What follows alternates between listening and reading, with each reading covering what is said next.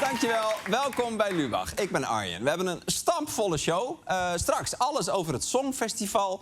Diederik Smit over Johnny Heitinga. En heel leuk, Pommelien Thijs is te gast. Hallo.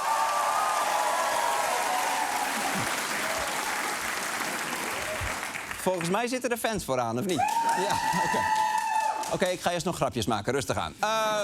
We beginnen namelijk met de campagne. Stap lekker in, armen binnenboord. Het is tijd voor... Lubachs. Lubachs campagne carousel. Lubachs campagne carousel, want Den Haag is een draaimolen, de politiek is een kermis en ik ben een eenhoorn.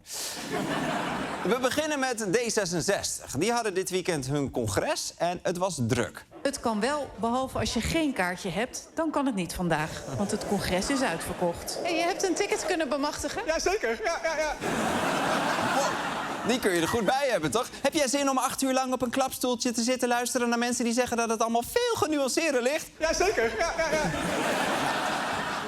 Het congres was dus populair, ook bij de Sigrid Kaag stage. Maar wie het felbegeerde kaartje heeft, loopt alsnog vast bij de sessie met Sigrid Kaag over het Midden-Oosten. Het was gelijk uitverkocht. Ik had het geluk dat ik op tijd was om toegang te krijgen tot de sessie met Sigrid Kaag en die in gesprek was met Jan Paternotte. Ja, dat is wel echt de D66ste zin ooit, toch? En toch even, alles is uitverkocht, klinkt supercool, maar dan heb je dus gewoon een te kleine zaal gehuurd. Ik hield laatst een lezing in een opgooitentje van de Decathlon. 3 semi-interessante dingen uit de omgevingswet. Wat denk je? Stijf uitverkocht. Oké, dan gaan we door met de BBB. Hun campagneslogan is BBB levert. Het is alleen niet helemaal duidelijk wat ze leveren.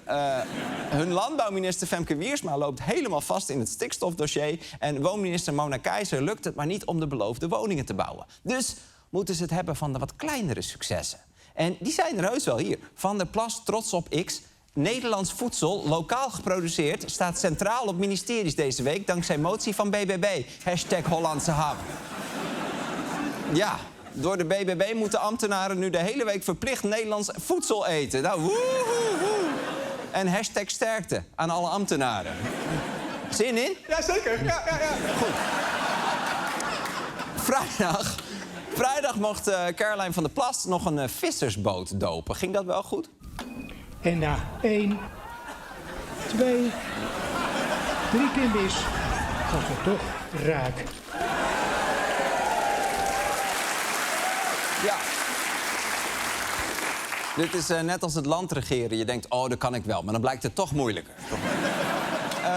Ook Mona Keijzer had een druk campagneweekend. Want de BBB is natuurlijk steeds meer een soort boeren-PVV aan het worden. En zaterdag daagde ze ook echt Geert Wilders uit voor een debat. En af en toe denk ik, ook als ik die tweetjes weer voorbij zie komen... dan denk ik af en toe, Geert, waarom ga je niet gewoon eens met mij in debat? Yes.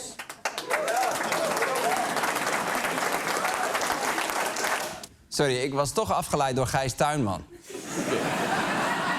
Die met zijn arm in een BBB-mitelle op zijn broekzak staat te klappen. Dat is onze staatssecretaris van Defensie, hè? Je denkt, die heeft zijn arm geblesseerd toen hij een tank moest dopen met een krat vol bier. Maar nee, het is iets minder cool. Hij is van zijn fiets gevallen.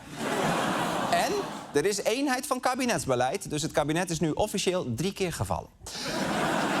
Maar goed, Mona Keijzer zei dus tegen Wilders, kom maar op. Maar Geert Wilders heeft geen interesse, liet hij weten. Hij was druk met een ander belangrijk verkiezingsthema. Dit zette hij op Instagram. Dit is mijn kat. Ja, volgens mij vinden we dat allemaal prima, Geert. Toch? Het is jouw kat. Niemand komt hem pakken. Zijn buurman kwam wel direct met deze poster en hij scheidt in mijn tuin. Ja, voor die arme buurman. Die heeft het ook niet makkelijk. Wat ook altijd moet in campagnetijd... is dat lijsttrekkers allemaal normale dingen gaan doen. Dylan Jessicus was gisteren bijvoorbeeld aan het werk op een markt in een broodkraam. Hier hielp ze een klant. Weet u hoe we het brood zo luchtig krijgen? Nou, we laten het 3 keer rijzen. Hoe bedoelt u? Nou ja, nareis op nareis op nareis. Sorry, dit was mijn laatste nareisgrap van dit seizoen. Het is al mijn 3e, dus het wordt een beetje een nareisgrap op nareisgrap op nareisgrap. Dan Henry Bontebal van het CDA. Die was de gast in het programma van Sven Kokkelman. En die staat natuurlijk bekend als keiharde interviewer. Even kijken hoe dat ging met Henry Bontebal. Het Rotterdams beheers ik vrij goed. Ja. Dat is ongeveer net zo goed als mijn Italiaans. Ja. En we gaan zo kijken naar het resultaat. Ik had dus werkelijk niet door dat ik live was. Dus, dus daar heb ik geen actieve herinneringen. Nee, Dat Bontebal ook thuis kwam van... En, was Kokkelman kritisch? Nou, hij was stoned of zo, ik snapte het ook. Nou goed, tot zover deze carousel. Wat is het ook een heerlijk rubriek. Lubachs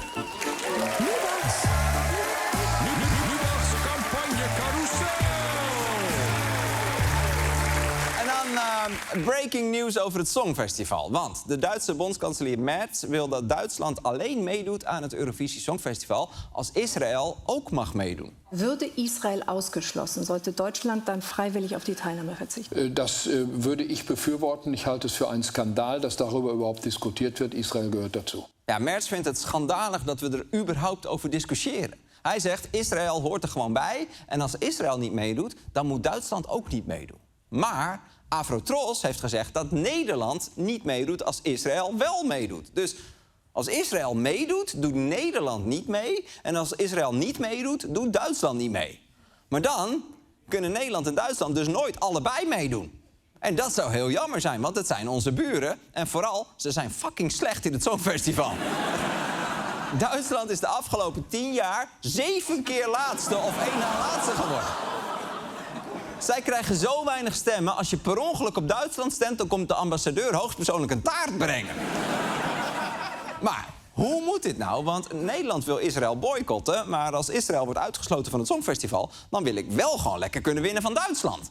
En praten met Duitsland gaat niet werken, want Merz staat dus niet open voor discussie. Dus we moeten iets anders bedenken. Ik zeg, we dagen Duitsland uit voor een duel. Deutschland, wir haben ein Problem. Wir sagen kein Israel beim Eurovision Song Contest, weil sie in Gaza Kriegsverbrechen begehen. Ihr sagt, Israel gehört dazu. Das bedeutet, dass wir nicht zusammen am Eurovision Song Contest teilnehmen können. Was haben wir jetzt denn am Fahrrad hängen? Das gibt's doch nicht. Deswegen fordern wir euch heraus für einen 1:1 Song Contest Duell. Deutschland gegen die Niederlande. Euer Lied gegen unser Lied, denke ich.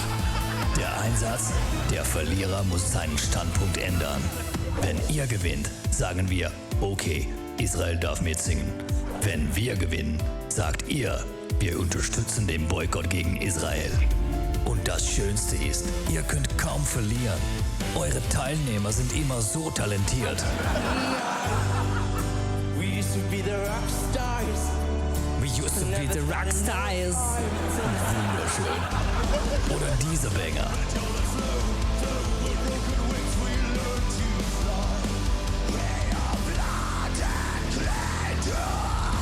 Tja, Gänsehaut.